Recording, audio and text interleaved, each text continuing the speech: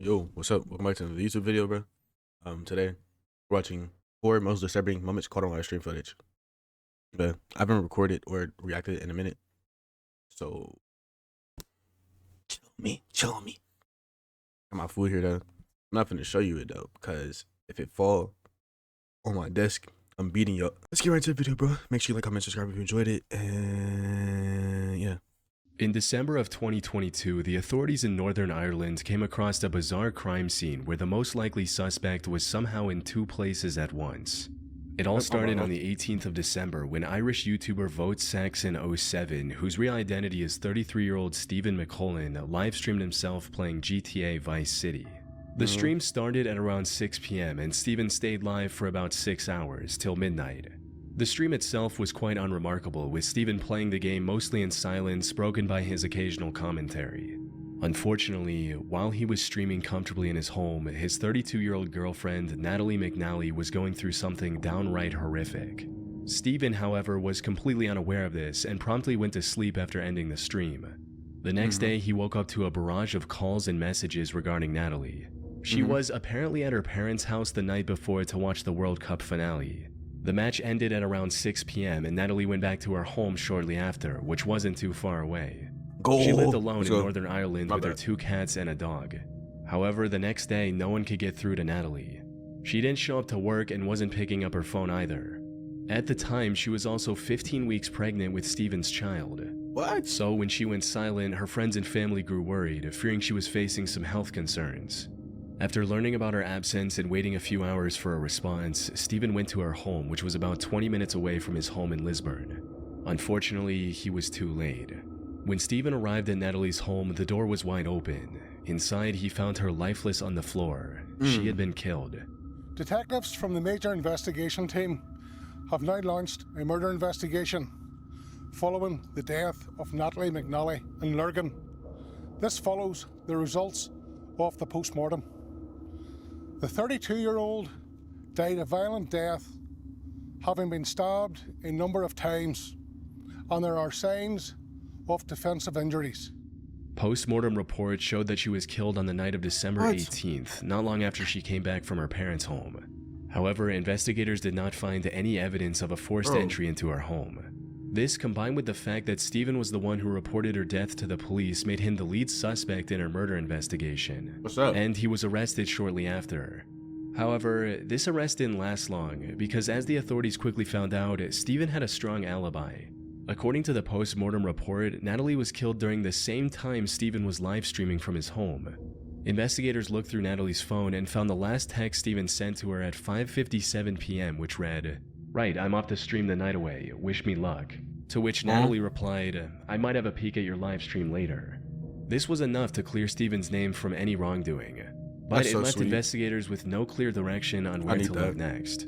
Stephen did give them the name of someone he suspected. However, investigating that person didn't lead to any breakthrough in the case either, and the name of this person was never made public for this reason. Luckily, detectives found CCTV footage a few days later showing a man dressed in dark clothes and white shoes heading towards Natalie's home at 8:52 p.m. And then the same person going back about 40 minutes later. Given his timing, investigators determined that this was the killer. Shockingly, he had the same height and build as Stephen. This put him on the radar once again, but it also raised a valid question. If Stephen was the perpetrator, how could he be in 2 places at the same time? Without any other option, the authorities put a £20,000 reward for information regarding the killer and continued investigating. They also feared that by the time they started this investigation, the killer could have easily fled to any of the neighboring countries. In the meantime, Natalie's case... My thing is, what got caught on the live stream though? He was just playing the game. Had become national news, resulting in multiple memorials around the country. I ain't hear about This put even more pressure on the investigators to find the killer as quickly as possible. They made several arrests and even seized the suspect's car. Investigators also found the weapon the killer used on the 5th of January 2023, which was a knife from her own home. However, none of these developments brought them any closer to identifying the killer. That is until January 31st, when they arrested Stephen again, but this time with solid evidence. As it turns out, the only thing keeping him out of suspicion, the live stream, was completely fake. The whole thing was pre-recorded and broadcasted to simply look like a live stream. I knew it. After his arrest, investigators went through his computer and found the original recording, which was made on the 14th of December, 4 days before the incident. They also found a taxi driver who described picking up someone matching Stephen's profile near the murder at 9:30 p.m. and then dropping this person near Stephen's house.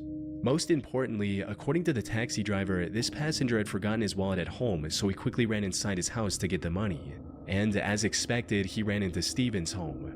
All this evidence left no doubt in the fact that Stephen was the one who went to Natalie's home to commit a predetermined crime. In hindsight, there were plenty of suspicious moments during the My thing is, what's the point in killing who you dating, bro? It don't make no sense. It don't make no sense at all. Hold on, I'm covering Steven's face. Hold on. I ain't been able to see, buddy, for real. Move me right here. Boom. Like, what's the point of killing your girl? It make no sense. It's like, bro, don't you love her? If you love her, why you trying to hurt her? It's not clicking, bro. It's not clicking, Steven. It's not clicking. fake live stream that should have raised more alarms. For starters, the stream was titled The Violent Night Christmas Live Gaming Stream. At the start of the stream, Stephen also claimed that he was having technical issues with the streaming software, which he used as an excuse as to why he wouldn't be able to interact with the live chat. Well, because this streaming software is kind of up the left, it means I can't check the live chat, which is a real shame. So, by all means, talk amongst yourselves. This ensured that no one questioned why You he can check wasn't it on your talking phone, with bro. his I do it. viewers, which is essentially the whole point of doing a stream instead of posting a pre-recorded video. At the start of the stream, Stephen made sure to repeatedly mention what day it was. Hello to all on this glorious Sunday evening. Yeah, so I just thought, why not? I'm gonna do a live stream because this day next week is Christmas. So what more could you want for Christmas other than You messing it up, bro. You over alibiing yourself. Like, the stream itself is good. You know, you didn't have to go. You didn't have to, like, repeat. Like, oh, my chat messed up. Just said it once. Like, oh, yeah. Chat messed up. I can't see y'all messages. Bro. You still checking on your phone. That's what I do. Messed it up. an evening with your old pal Steven. This was You likely suck, an too. effort to make his alibi stronger and to say, look, I was streaming the same night. I even mentioned the day at the beginning. On top of that, many moments in the stream also took on a far more disturbing meaning after the truth came out. Like him singing about killing someone in-game, which can also be interpreted as him cryptically talking about his girlfriend. I need to kill it. I need to take her down. What? 'Cause I won't pass the mission if I don't get this to die. Tra-la-la. At another point during the stream, Terrible, he makes bro. a pun that sounds like Natalie's name and finds it unusually amusing. Natalie 9. Uh-huh, yeah, that's physics. That's what would happen in the real world. Absolutely. Absolutely. Oh. The most creepy Yep. moment, however, was about That's- halfway got through him. the Tag him. stream. Tag him. While he was on break, suddenly the live stream back soon graphic switched with a poster of a James Bond movie called No Time to Die.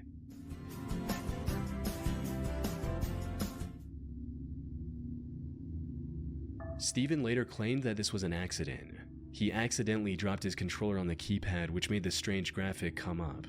But since we now know that the live stream was pre-recorded, Steven deliberately included this graphic at this point during the editing, would likely he do alluding that? to the crime he was going to commit on Why that do you day. do that? Is he stupid? This theory becomes even more credible once you consider the fact that this movie poster came up at about 9:15 p.m., which perfectly aligns with the time he was at Natalie's house committing the brutal crime. That said, his clever schemes were derailed and he was charged with murder. What He does was think? also refused Bro, bail. you think he And like at the the Joker or time of something? writing, he's awaiting trial on May 6, 2025. Oh, that's Hopefully, coming up. Natalie and her family can get the justice they deserve. He bagged though, bro. On April Okay. 4th, 2020, Ernest Wilson went live on Facebook during a house party, without knowing that these were his final moments alive. Ernest was a 24-year-old warehouse worker living in Baltimore, Maryland. The Mhm. only passion he had in life was for partying, playing board games, and turning them into drinking games. Unfortunately, the 2020 pandemic and the subsequent lockdown closed every public venue he frequented. So he decided to take matters in his own hands and came up with a solid plan. He would rent Airbnbs, host an invite-only party which he referred to as a game night with a fee to cover the expenses, and have a good time with his friends. These parties started off small but quickly grew in numbers as more and more people became aware of them. And on April 3rd, he went onto Facebook to plan another party that weekend, asking, "Should I do game nights again this weekend?" And, "We playing hide and seek at game night tonight?" After receiving enough confirmations, he decided to go ahead with the plans and announced a 2-day game night with free entry for girls and a $5 fee for the guys. Not long after this announcement, he also made a post about bringing uninvited people, stating, "Please don't show up with nobody I didn't personally invite if we didn't discuss it first. They're going to get left outside." Maybe he had experienced problems with uninvited guests at past events. Or maybe he simply wanted to know the exact number of attendees ahead of time. But in hindsight, his concern makes a lot more sense. As the night approached, Ernest started the event, and it went just as well as he could have hoped, with everyone dancing and having a good time. That is until 2:30 a.m. when the group decided to play the hide-and-seek game they discussed earlier. Ernest took charge as the first seeker and began a countdown at the Airbnb's backyard. 1,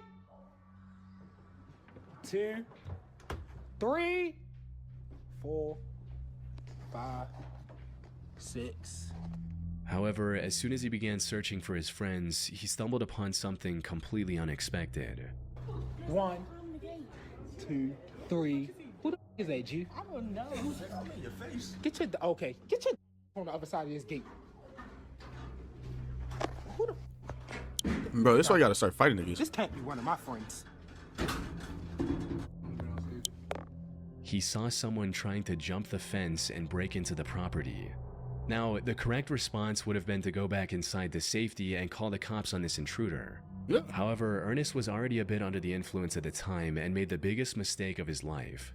He decided to confront the man on his own, and that's when things took a turn. The intruder was armed, and after some back and forth, tragically shot Ernest before fleeing the scene, all of which could be heard on the live stream.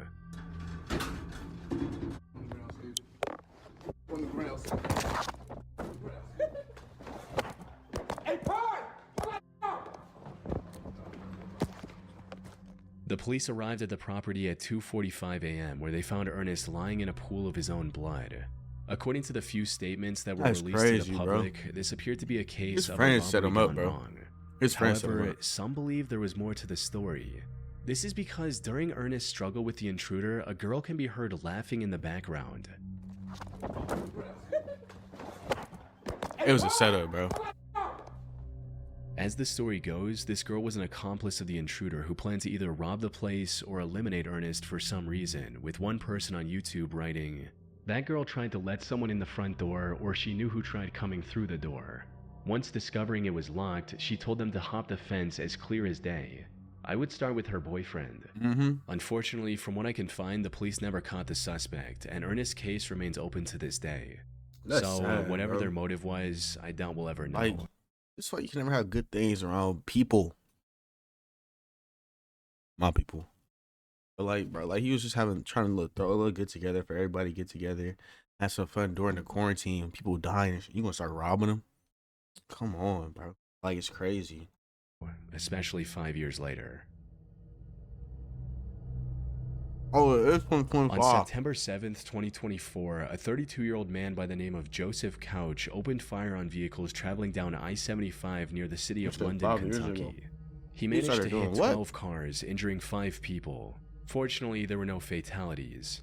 As authorities rushed to his location, Joseph managed to escape into the wooded area alongside the highway. This left the investigators with no choice but to search the Daniel Boone National Forest, hoping to find the mass shooter.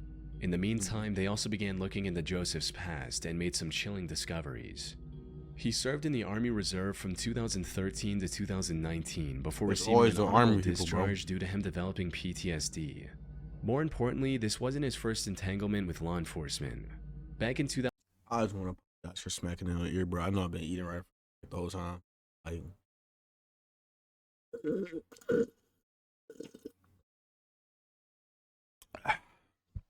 that was good. 2015, he was arrested for throwing a rock at a dog and then pointing an AR-15 at its owner. Joseph had to pay $1,000 for bail, and the case was later dismissed a few months later. However, the same year he was arrested again, this time for supplying a minor with alcohol. Like, keep these people in prison, bro. They're not gonna change when they get out. Oh my god. But you got people locked up for like 15 years, 30 years for selling weed. That's crazy. Alcohol and vandalizing private property with spray paint. This resulted in him having to spend 6 months in jail, alongside 200 hours of community service and a $1,500 fine. How do you even All have of this this many highlighted run-ins with just the how police, mentally bro? unstable he was.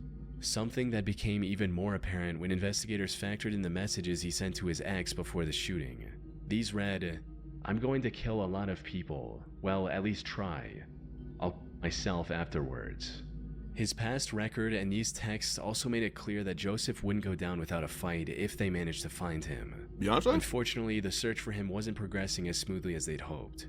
The search for the suspected highway gunman, Joseph Couch, intensifies as law enforcement has expanded its search efforts. State police say they are extending their search deeper into the Daniel Boone National Forest as the manhunt for Couch enters day 7. Local agencies were forced to close a section of I-75 and shut down schools, fearing Joseph might strike again. Eventually, they did manage to find his SUV, which also had numerous cases of ammo for the AR-15 style rifle he used for the shooting. However, this didn't provide any clues about his current whereabouts. In a desperate So did he use an AR to shoot at people? How is he doing that while driving? That's a lot of recoil control. measure, the authorities put Especially a on the highway? $35,000 reward for finding Joseph to enlist the help of locals. And that's where the McCoy couple entered the picture. Fred McCoy and his wife Sheila operate a museum dedicated to the historic feud between the Hatfield and McCoy families in Kentucky. They also run a small YouTube channel dedicated to this museum called Hatfield McCoy Museum Adventures, where they discuss the various aspects of that feud in greater detail. After hearing about the massive reward, the couple decided to give it a go.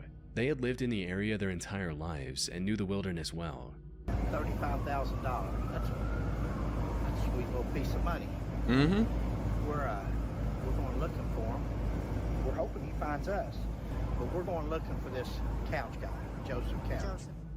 They also decided to live stream their adventure through the Kentucky forest on YouTube, likely We to got have an the bag. instant record of whatever they find. They truly believed they could find him, and luck was on their side, because during one of their live-streamed expeditions, Fred noticed a whole bunch of vultures hovering over the same area, possibly indicating a rotting corpse nearby. The two decided to head towards the vultures, and just 30 minutes later, the McCoys found what they were looking for.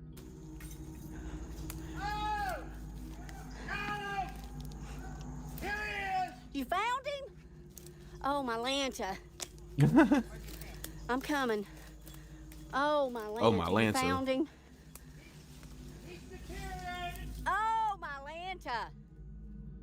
They immediately alerted the authorities, who used DNA testing to confirm the body was indeed Joseph Couch. That's A crazy. later autopsy report also confirmed that he went through with the plan he talked about in his message.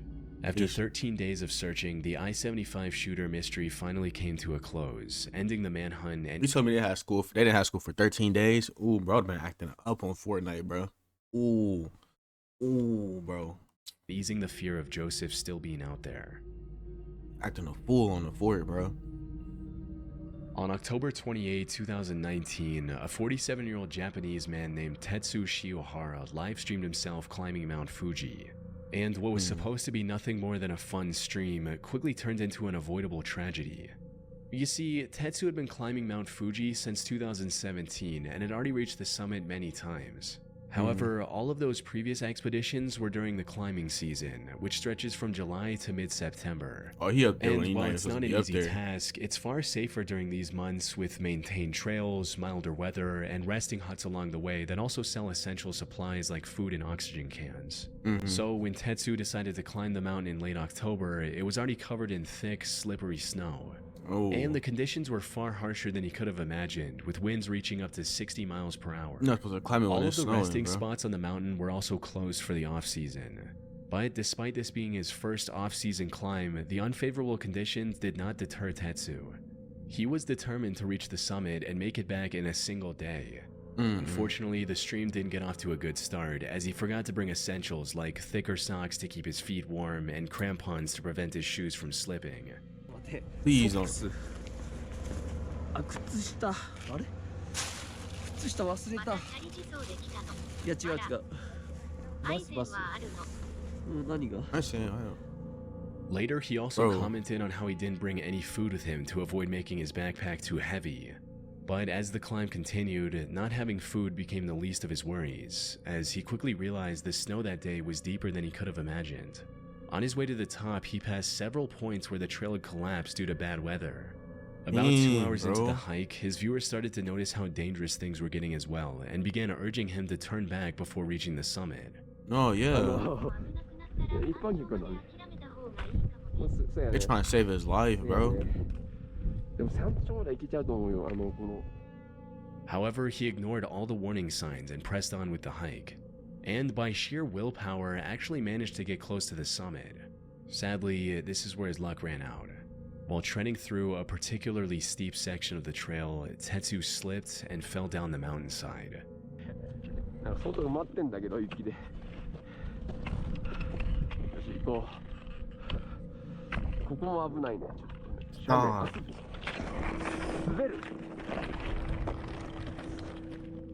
Seconds after slipping, his phone hit a rock and turned off, ending the live stream. His viewers immediately alerted the authorities. However, due to the harsh conditions, it took rescue workers 2 days to locate Tetsu's body. They found it severely dismembered, 2,300 feet below the point where he'd slipped. Now, for most people, this was an open and shut case of an inexperienced and underprepared person misjudging the dangers of Mount Fuji. But I came across some interesting theories regarding the situation. For example, one person stated, "I don't think he wanted to go exactly how/where he did on the mountain, but if you ever saw the live stream, you'd know that he definitely was planning on doing it, probably at the top." The chat was begging him to turn back, and he made constant, likely deliberate references to not being fully equipped. Additionally, he had a very ample and generous amount of time to turn around if it had purely been a mistake, with the last few people he met warning him to not go any further. In other words, Tetsu intended to end everything that day. The missing equipment was a deliberate decision, not an oversight. Although there's no evidence to prove this theory, and we'll never know for sure if this was actually his intention. No. It said something. It said something scary. It said Yama no Kami spirits. What's that? Well, I'm trying to look into that. Oh, they got me intrigued. What that say? Yama no Kami.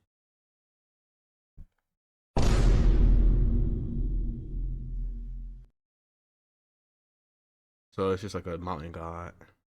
Okay. That's better.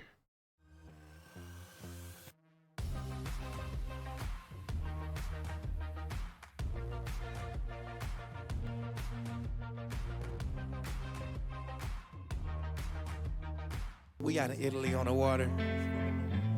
Hope y'all enjoyed the video, bro, man. If you did, bro, Smoking dope. like, comment, and subscribe, bro.